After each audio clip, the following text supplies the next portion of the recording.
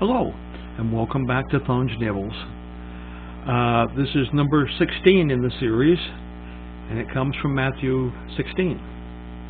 And the question we want to answer here is, who is Jesus? This comes from Matthew 16, verses 13 through 20.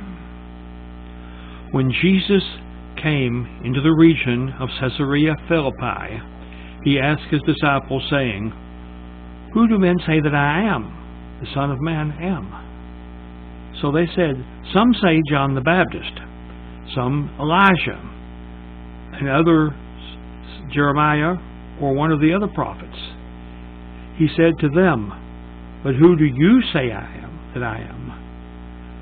Simon Peter answered and said, "You are the Christ, the Son of the living God." Jesus answered and said to him, "Blessed are you, Simon Bar-Jonah, for flesh and blood has not revealed this to you, but my Father who is in heaven. And I also say to you that you are Peter, and on this rock I will build my church, and the gates of Hades shall not prevail against it. And I will give you the keys of the kingdom of heaven, and whatever you bind on earth will be bound in heaven, and whatever you loose on earth will be loosed in heaven." Thus he commanded his disciples that they should tell no one that he was Jesus the Christ. Explanation, questions, and answers. First, let me say that this particular bit of verses is used in other kinds of sermons and has been abused by some denominations and not others as to what it is he's talking about when he talks about, "On this rock I will build my church, and the gates of Hades shall not prevail against it, and I will give you the keys of the kingdom of heaven." What that means. But that's not what we're talking about today. If I ever get back around to Matthew again in doing this, then I probably will use those same verses and talk about those things. Explanation, questions, and answers. Why is this in the Bible? It's the first communications between Jesus and his disciples about his divinity.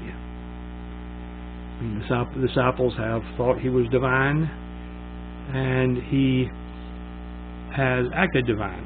But this is a specific time when identified by Peter that he is indeed Messiah, he agrees with that. And so this is a good answer for people who say Jesus never claimed to be God.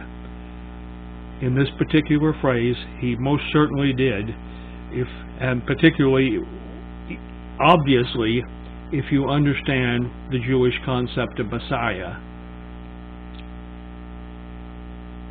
Who is this written to? Jesus' disciples only. This was a private conversation between Jesus and his disciples. Communications.